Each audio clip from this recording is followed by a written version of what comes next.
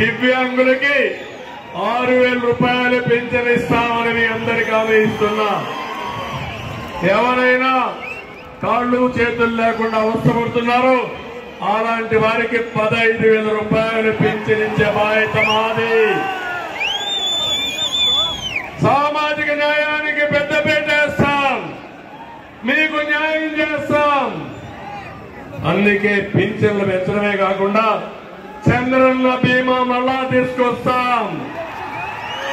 ఎవరైనా చనిపోతే 5 లక్షలు, ప్రమాదవశాత్తు చనిపోతే 10 లక్షల రూపాయలు మీకు ఇచ్చే బాధ్యత మేము తీసుకుంటాం. మట్టి